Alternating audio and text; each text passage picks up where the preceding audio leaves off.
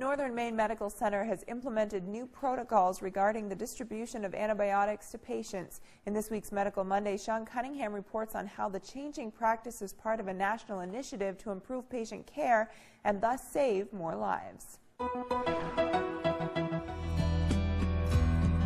If you check into the emergency room at Northern Maine Medical Center, don't expect to check out with a full prescription of antibiotics.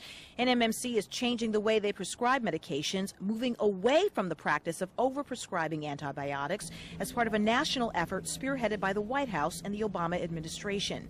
NMMC Emergency Department Director Dr. Eric St. Pierre explains why. As most people may have seen in the news, there's been the development of superbugs lately, and what happens, these are bacteria that are now becoming very resistant to the current antibiotics that we have, and they're becoming resistant at a faster rate than we can develop new antibiotics. So what's happening is we're very concerned that in the future years that we won't be able to treat these infections, and more people will come down with infections that can't be treated with the current antibiotics that we have. So in order to try to improve that, we're judiciously using antibiotics and hoping that all of our providers will do so also. To help with that effort, the hospital has launched an antibiotic stewardship program. It went into effect a few weeks ago.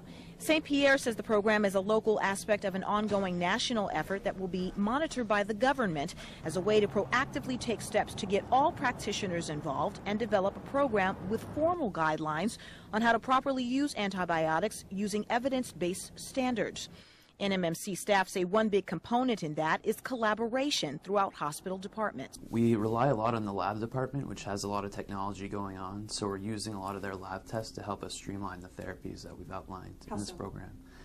They kind of test for which different organisms are prevalent in the area, so that helps us streamline our therapy for the patients. But perhaps the biggest aspect of the program is providing education and awareness to staff, and the public for that matter, helping to change mindsets that antibiotics aren't the always go-to to solve healthcare problems. Absolutely, that's a huge thing that we're trying to work on, and that's more education within the community and trying to promote information about when antibiotics should be used and when they should not be used. It will do about three things. It will basically help reduce the use of antibiotics, which will be good because it will decrease resistance in organisms and bacteria. The other thing it will do is actually limit the side effects, because antibiotics come with a lot of side effects, and overall it should help to decrease costs to the healthcare system. Sean Cunningham, News Source.